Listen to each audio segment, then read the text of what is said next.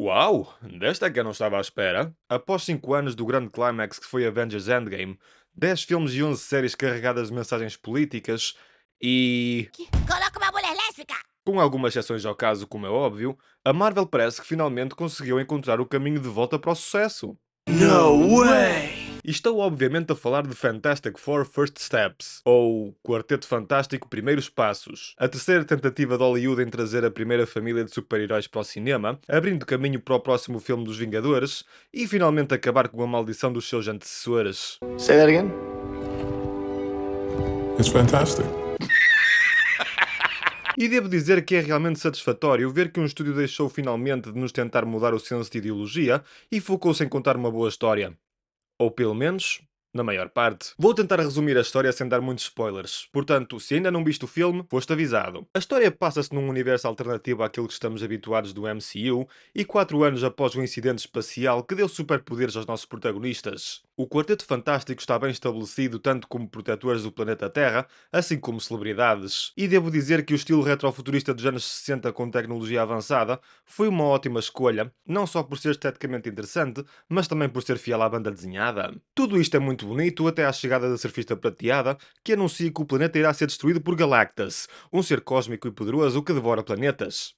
Então cabe ao Quarteto Fantástico resolver esta situação, e a primeira ideia do grupo é ir ao encontro de Galactus para tentar negociar algum tipo de acordo que impeça a destruição da Terra. As negociações não correm como é esperado no primeiro encontro com o antagonista, que revela que a salvação do planeta está no filho de Reed e Susan, que está prestes a nascer. Franklin Richards possui poderes mais vastos do que o próprio Galactus, que pretende utilizar a criança para tomar o seu lugar como devorador de mundos, alegando que a sua posição se tornou numa maldição ao longo dos tempos e para que o mesmo possa finalmente descansar.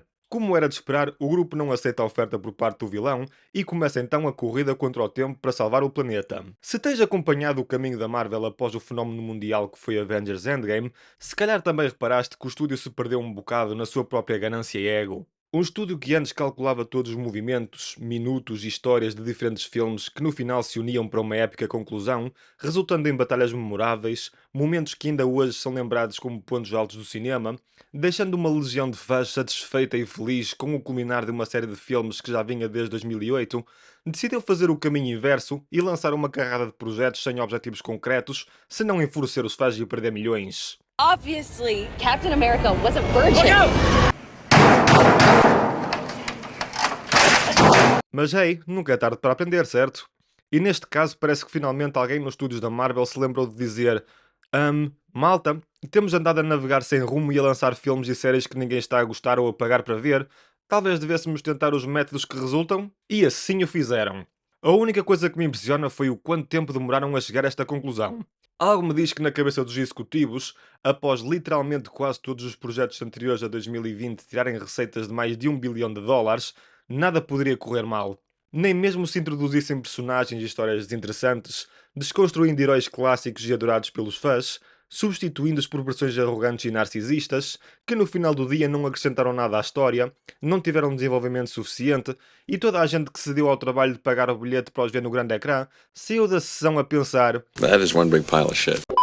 mas este não é o caso com o Quarteto Fantástico, e devo dizer que é realmente satisfatório ver que a Marvel tenta voltar aos seus inícios, optando por contar uma boa história, ao invés de enfiar mensagens políticas pela nossa goela abaixo, resultando num filme que aborda a importância da família, união e sacrifício, respeitando o material da origem da banda desenhada, acertando na quantidade certa de ação, suspense, emoção e humor que pela primeira vez em muito tempo parece natural e não forçado. Devo dizer, pela primeira vez em 5 anos, saí do cinema a sentir-me bem com um filme da Marvel. You serious? Se formos bem a ver, este filme esteve numa desvantagem mediática desde o início da sua campanha de marketing.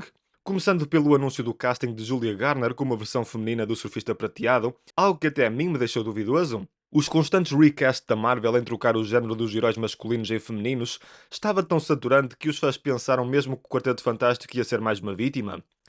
Mas visto que este filme se passa numa dimensão alternativa àquela que fomos apresentados no início, foi algo que até passou, mas sempre com os fãs atentos. Depois foi o anúncio do Pedro Pascal como Reed Richards, após 3 atores terem recusado o papel.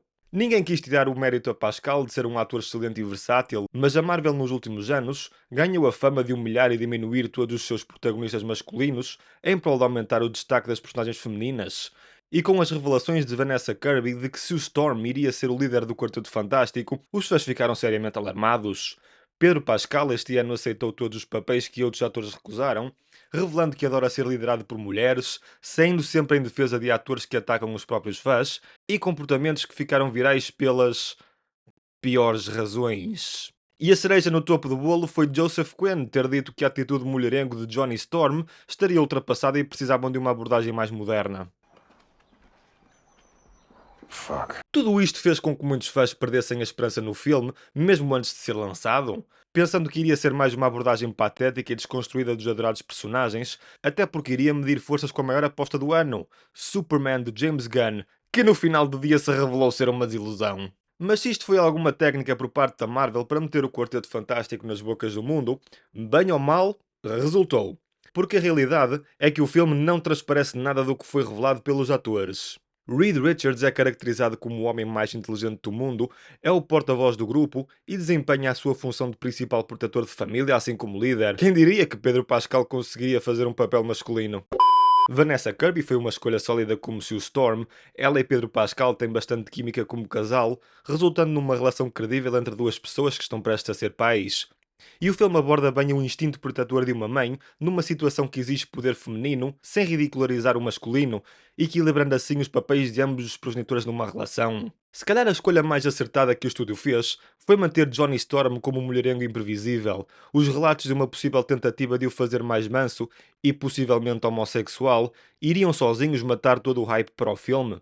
A escolha para um surfista prateado feminino foi algo, digamos, corajoso. Eu sei que os fãs preferiam Norman Reed ao invés de Shia Bal, não porque odeiam mulheres, mas porque a versão original continua ainda hoje a ser a preferida, mas a realidade é que de uma forma ou de outra, esta versão encaixa bem na história, principalmente pelas suas interações com Johnny Storm, que consegue abordar a fragilidade emocional do lado feminino, e acreditem quando vos digo, é preferível assim do que se fosse exatamente a mesma coisa, mas com um surfista prateado. Gay! Embora este filme seja uma melhoria em relação aos seus antecessores, não é de todo perfeito e tem algumas lacunas, assim como ideias mal aproveitadas. O Coisa é o personagem mais famoso do grupo já do tempo da banda desenhada. O monstro de pedra com coração de ouro tem pouco desenvolvimento e parece que o filme não sabe bem como tirar o melhor proveito do herói. O próprio Galactus fez-me sentir algo que já não sentia há muito tempo num filme como este, o senso de perigo, urgência e terror. Estamos a falar de uma entidade que se alimenta de planetas e o filme fez um excelente trabalho em caracterizar essa sensação. E escusado também será dizer que o estúdio fez a melhor escolha em optar pela aparência clássica ao invés de um peido cósmico gigante. I will no longer serve. Embora o antagonista seja de longe a melhor coisa do filme, na minha opinião também é uma oportunidade desperdiçada. Galactus é uma ameaça nível Thanos, que se poderia eventualmente tornar o principal antagonista de uma futura fase do MCU, e eu entendo que a Marvel quis mostrar um Quarteto Fantástico como uma equipa mais funcional do que os próprios Vingadores, conseguindo a vitória no final, mas não deixa de ter aquele sabor amargo e o pensamento do que poderia ter sido. Resumindo, embora seja uma melhoria considerável em relação à maior parte dos projetos que a Marvel lançou nos últimos anos, não é de todo perfeito e ainda existe alguns vestígios dos erros que o estúdio cometeu anteriormente. Os danos ainda estão bem visíveis, mas há sempre espaço para melhorar. E se há coisa que a vida nos ensinou é com as escolhas e apostas certas, o tempo cura tudo. E a Marvel tem agora a oportunidade de continuar o seu legado de fazer filmes com histórias inspiradoras, ao invés de nos tentar forçar em algo que não queremos. A salvação está nas mãos do estúdio. Mas ei, eu só estou aqui para fazer uma observação.